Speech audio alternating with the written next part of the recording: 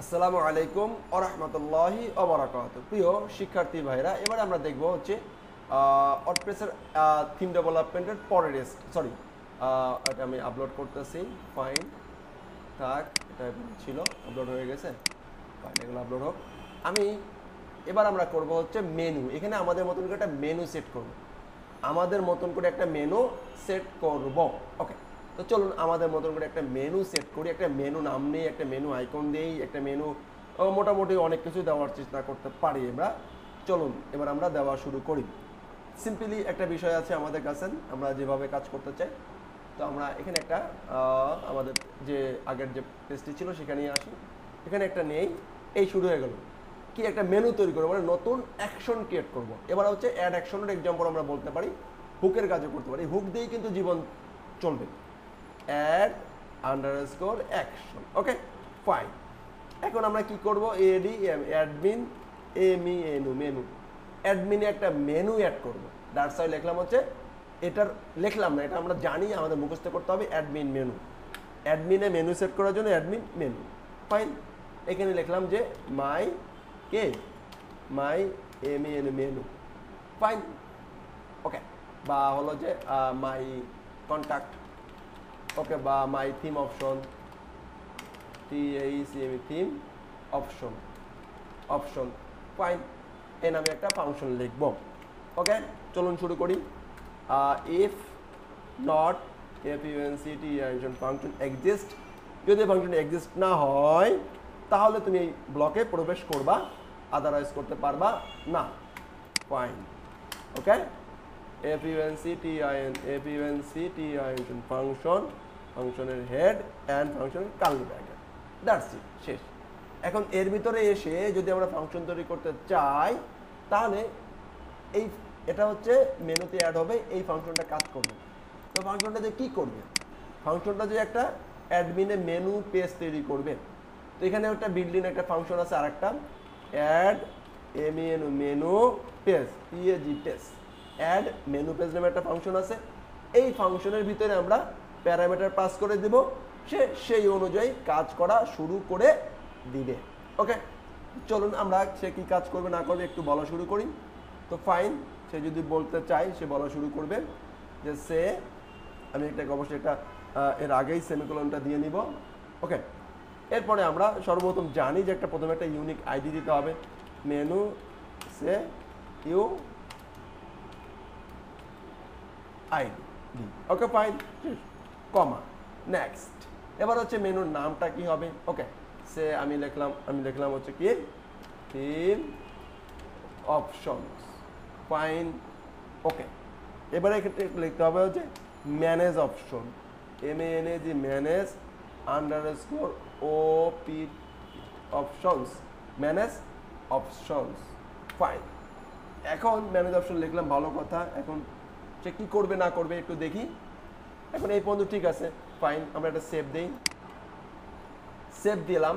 Save দেওয়ার পরে আমি যদি একটু এখানে যাই, রিলোড দেওয়ার চেষ্টা করি, একটা সুন্দর করে রিলোড হয়েছে, খেয়াল করেন। এই দেখেন, uncut argument, few argument function, add menu. তুমি 3টা পাস করছো, আমার আরও দরকার, অ্যাটলিস্ট 4টা দরকার। ফাইন, তো আমি তাকে আরেকটা পাঠাই। ওকে, পাঠালাম যে কি অপশন, অপশনস পাঠালাম।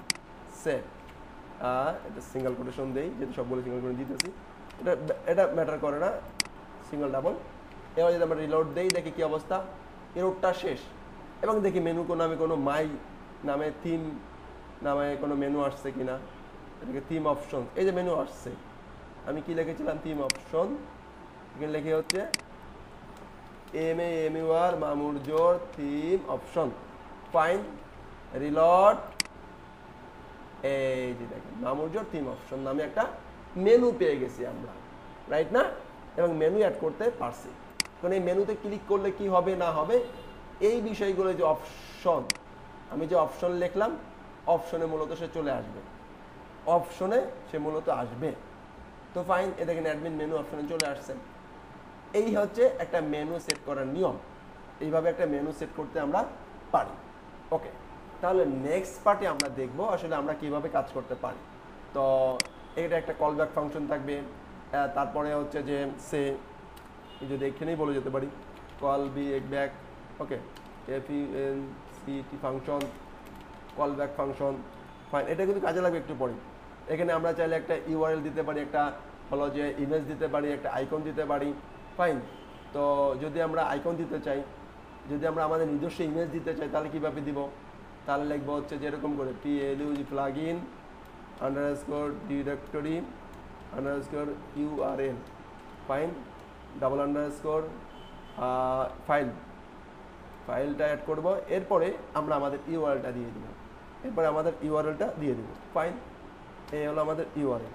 এখন চলুন এখানে আমরা একটা ইমেজ দিয়ে দিই, একটা আপাতত ছোটোখাটো একটা ইমেজ এখানে আমরা সেট করে দেওয়ার চেষ্টা করি, ফাইন। মেনুতে সে আমার এই ইমেজটা যদি এখন দিতে চাই, কপি করি, এখানে আনি, প্রথমে এটাকে একটু সুন্দর করে নাম সিনক্রোনাইজ করি, হাদি, ফাইন। এটা একটু ইমেজ যেহেতু আইকন দিব, আইকনের মতন করে এটা একটু ছোটো করার চেষ্টা করি, এডিটে যাই, এডিটে রিসাইজ করে পিক্সেলে এটা আউট হয়ে দেই, 70/100 করলাম।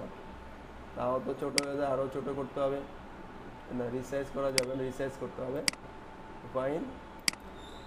40/40, আচ্ছা এটা উঠে দিতে হবে, তাহলে 40/40, সেভ, ফাইন, ওকে সেভ। এবার এটাকে আমরা নিয়ে যাই, কপি করলাম, ফাইন। এটাকে কি করব? কপি করে আমরা আমাদের প্লাগইনে যে কি করে দিয়ে আসি, অ্যাড করে দিয়ে আসি, ফাইন। আমাদের প্লাগইনটা এখানে আছে, স্টার্ট আপের ভিতরে আছে, এখানে একটা ইমেজ নামে একটা ফোল্ডার নেই, এবং এর মাধ্যমে কিন্তু আমরা ইমেজটাও শিখে ফেলতেছি কীভাবে ইমেজ ফাইল আমাদের প্লাগইনে আমরা অ্যাড করব, ফাইন। এখানে আমরা চিনিয়ে দেবো এবার আমাদের প্যাথটা। আমাদের প্যাথটা কি, এখান থেকে আমরা ফুল কপি করবো প্রথমে,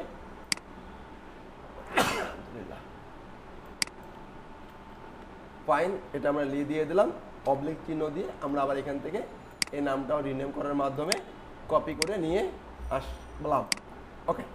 এবার যদি আমরা এটাকে একটু সেভ দেওয়ার চেষ্টা করি, ফাইন। অবশ্যই এখানে কোলন দেওয়া যাবে না, মানে সেমিকোলন দেওয়া যাবে না। এবার দেখি আমাদের ইমেজটা পাইছে কিনা। এখানে আইকনের পরিবর্তে ফিক্সড যে আইকনটা ছিল তার পরিবর্তে সে এখন আমাদের ইমেজটা পাইছে কি না, রিলোড দেই, এই দেখছেন, তার পরিবর্তে এখন আমাদের ইমেজটা পেয়ে গেছে। তো এখানে চাইলে আমরা আমাদের মেনু আইকনটা আমাদের মতন করে এই যে আইকনগুলো আছে সেই আইকন সেট করতে পারবো, রাইট না? তো নেক্সট পার্টে আমরা আর একটু সামনে দেখব।